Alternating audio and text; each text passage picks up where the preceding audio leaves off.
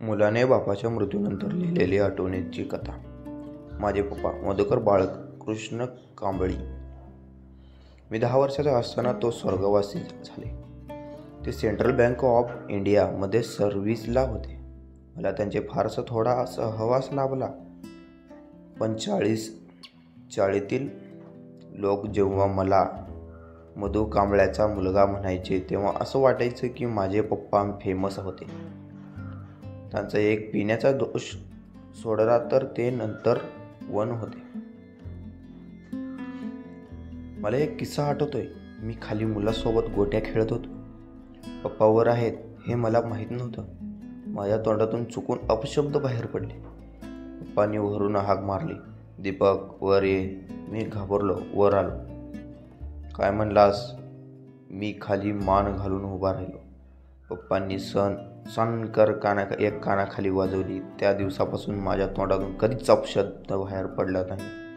तर मला ही गोष्ट आठवते. कोणीतरी म्हणायचे ते दिवसाला सुंदर होते. त्यांना चित्रपटात काम करण्यासाठीही विचारले होते. मग मला वाटायचं, अरे आपण त्यांच्या सारखे पण खास झालो नाही. डॉक्टर काशीनाथ घाणेकर यांचे मित्र होते. ते एकत्र सोनाली लेन मधून ऑटीमध्ये दारू प्यायचे. लहानपणी ते मलाही तेथे घेऊन जायचे, पण मला ते काय प्यायला याची कल्पना नसायची. पण मला एक वेगळी ट्रीटमेंट मिळायची की मी मधु कांबळेचा मुलगा आहे. माझ्या वडिलांचा आवाज खूप छान होता. ते गाणं खूप छान म्हणायचे. मी त्यांचे ऐकलेले गाणे म्हणजे सवेरी वाली गाडी चले जाएंगे आणि बस्ती बस्ती परब परब गाता जाए बंजारा लेकर दिल का इशारा एक तारा. कदाचित गाणं माझ्या अंगात त्याच्यामुळेच आले असावे. लहानपणी ते मला घेऊन बाहेर पडायचे. कधी खोताची वाडी, कधी सोनपुलेन. मला वेळेस त्या जागा निषिद्ध आहेत याची कल्पना नव्हती. त्यांच्यामुळे कधी कधी मला अपमानही सहन करावा लागला आहे. माझी मोठी आत्या पटकारांची दिली होय.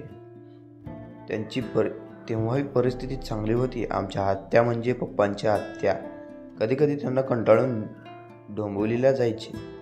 एकदा त्यांची मला मोठी आत्या म्हणजे पटकरांकडे पाठवलेले आणि पैसे मागायला सांगितले. मी तिथे गेलो आणि पप्पांचा निरोप सांगितला.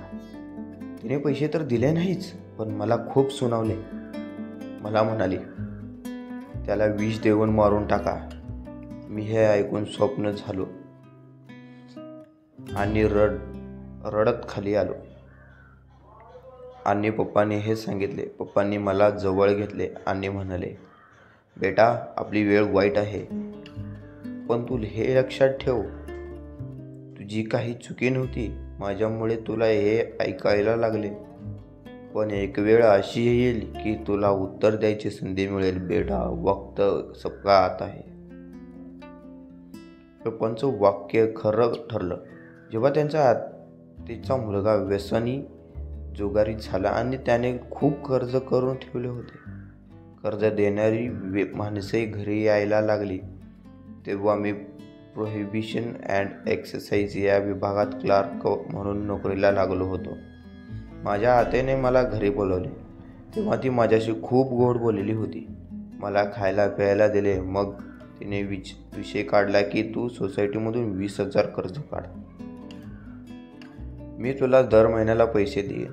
मी बघतो म्हणालो आणि तिथून निघून आलो.